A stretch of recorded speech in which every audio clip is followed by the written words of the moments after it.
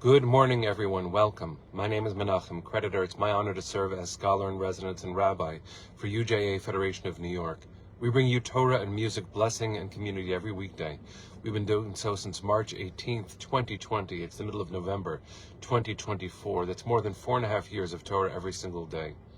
It's broadcast 1077. It's day 409 since the war began. It's good to see all of you. Let's start by saying good morning to each other as we begin learning another parsha. Linda, Boker Tov, Arlene, it's good to see you. I hope everyone is safe and well. Ashley, it's good to see you too. Let's say good morning to a few more friends as I sit parked on a street in Manhattan, and it's a good chance to be a little bit grounded in the day. Deborah, Tara, good morning. Richard and Barbara, it's good to see you. Jonathan, Boker Tov, hope that you're well. Arlene, Hineni, me too. Hi, Carl. All right, we'll take a second to say hi to a few more people, and then we're going to get going. Chana, it's good to see you. When do you move back to Israel? Remind us all so we can give you blessing. Joyce, it's good to see you too. Barbara, Boker Tov. Hi, Dale. All right, let's take a breath, sing a blessing, learn some Torah.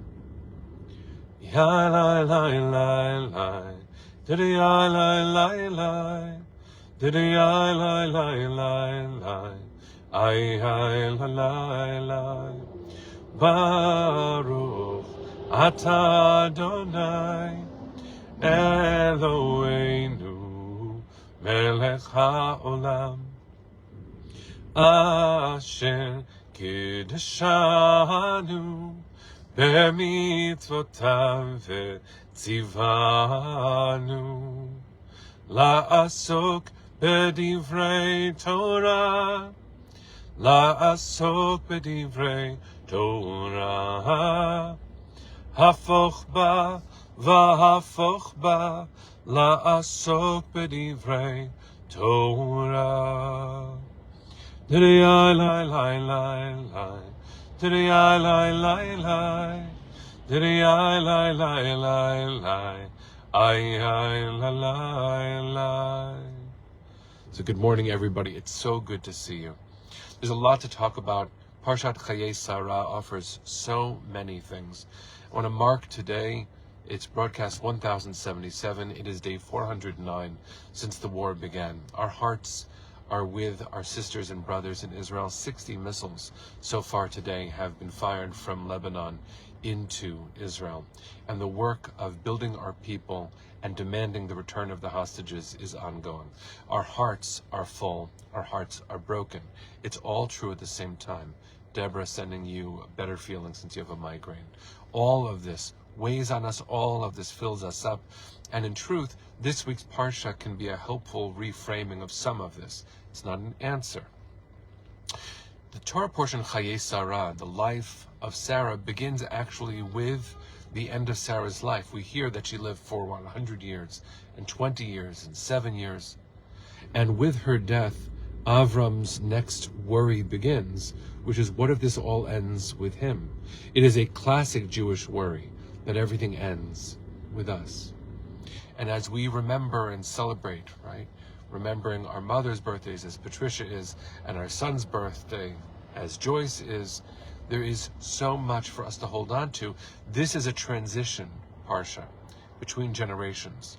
And I want to focus on someone who actually doesn't even get a name. We think it's Eliezer, Abraham's servant. But in fact, in this week's Parsha, he's just called Abraham's servant. What does Abraham send him to do? Sends him back to their ancestral homeland, Haran, named for Abraham's uncle. And this servant, we'll just say Eliezer from now on, Eliezer's job is to find Yitzchak's soulmate. So Abraham's son, Yitzchak, and Abraham's wife, Sarah, dies. Abraham sends Eliezer to find Isaac's partner in life. And yes, Arlene, we will talk about Sarah tomorrow. But I want to start with Eliezer. Because how's he supposed to know? I mean, we have a hard enough time in our lives realizing and discovering who is our intended. Is there such thing as a soulmate? Love and partnership and marriage, all of these things occupy so much of our time. Imagine doing it for someone else, not as a matchmaker who sees both and can talk to both and see if it's going to work, but bring someone home is Eliezer's mission. And here's what I want to point out. Not only is this a fascinating and mysterious part of the Torah, because every other hero and heroine makes their own choices and goes on their own journeys. Isaac does not. We might imagine that that's because he has been so hurt in the binding, in the Akedah, that maybe he's not able, but that's for a different time. Eliezer sets out on this journey, and I want you to remember what he does before he gets there. You might know where the story goes, but I want you to know that in the text, Eliezer calls out to God and says, I want you to show me who my master's son's beloved is. And I will know who she is because she will offer water to the camels and to me. And in fact, that's what happens. When Eliezer gets to the well, this magnificent and obviously burly human being whose name is Rivka, she must have been so strong to carry water for all the camels and for Eliezer and the servants. And she does. She takes care of the animals first and then the servants. But what I want to share is how remarkable it is that Eliezer called out for that in the first place. Think about the nerve, we say in Hebrew, or in Yiddish, the chutzpah, that it took for Eliezer to say, God, you're going to show me who the right person is. And how remarkable it is that that exact sign that Eliezer called for is what happens. And the story continues. So this is what I want to share. This is what I want to share. There are things that we know need to happen in the world, and we might not feel exactly capable of making them happening. Maybe not even hopeful that they will happen. But maybe we could learn from Eliezer's model. Maybe we could muster the chutzpah to say to heaven, this is what I believe should happen, and I need your help. So, show me. Show me. Make real what should be in this world, God. And how remarkable it is that in our story, it happens. It's not that we can count on it. We can't snap our fingers or say a Misha Berach or do enough mitzvot, good deeds, and expect the world to suddenly be as it ought to be. But why not? Why not? Why not muster the faith that the world should be a certain way? We can call out how it should be, and maybe even God hears that and will answer.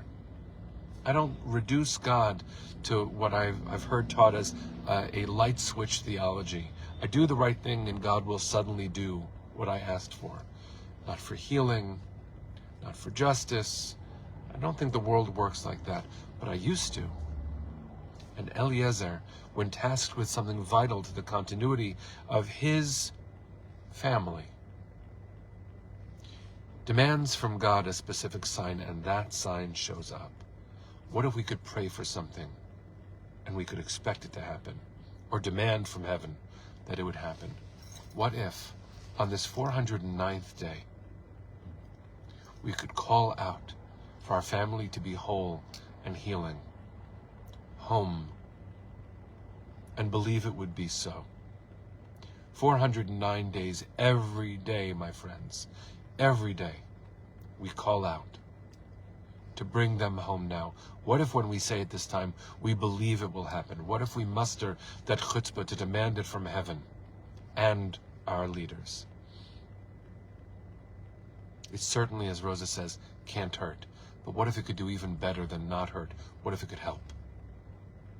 So let's learn from Eliezer, our spiritual ancestor, on this 409th day, and pray like we mean it. Send our hearts to the east like we mean it. Let me take out the word like from those sentences. Let's pray. Let's demand. Let's shout at heaven, knowing that we can make something better with our intentions, with our prayers, with our deeds. We can make this world better than it is. We must make this world better than it is. Let's sing together. Kol od balevav penima nefesh Yehudi homiya, ulefatei mizrach kadima, ayin letzion Sophia.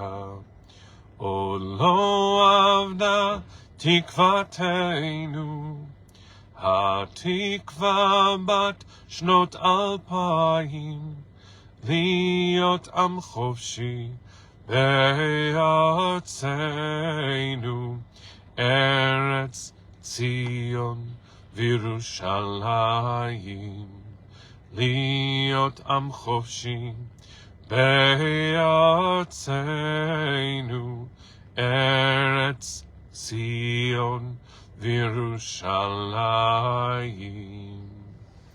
Bring them home now. Am Yisrael Chai. See you tomorrow, my friends.